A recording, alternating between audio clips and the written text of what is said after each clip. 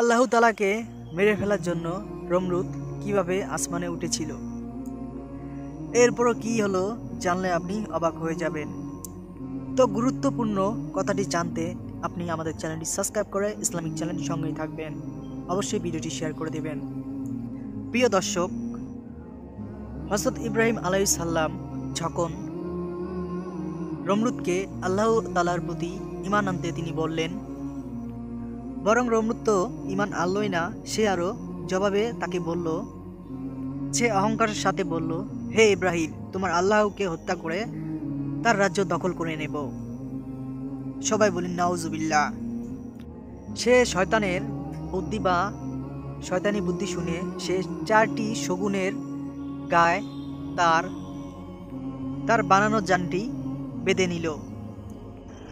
শগুন যেন উপরে ওঠে এজন্য 4টি মহিষ জবাই করল এবং সেই গোস্ত শগুনের মাথায় এমনভাবে বেঁধে দিল, শগুন খাওয়ার জন্য যখন উপরে মাথা ঘোরাতো তখনই গোস্ত তার মাথা থেকে আরেক দিকে যেত।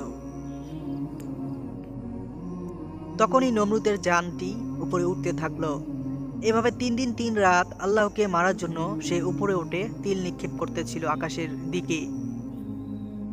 আল্লাহ তাআলা মাছের রক্ত তীরে মাখিয়ে যখন নিচে পাঠালো, তখন বলল, হে ইব্রাহিম, দেখো তোমার আল্লাহকে আমি হত্যা করেছি। সবাই বলুন নাউজুবিল্লাহ। তখন ইব্রাহিম আলাইহিস সালাম বললেন, হে নমরুদ, আল্লাহকে তোর মতন পাপিষ্ঠ সারা পৃথিবী জুড়ে হলেও আল্লাহকে হত্যা করতে পারবে না, তুই একটি কাফের। তো ভিউয়ার্স, পরবর্তী পর্ব দেখার জন্য আহ্বান রইল। নেক্সট ভিডিওতে আবার দেখা হবে। আল্লাহ হাফেজ।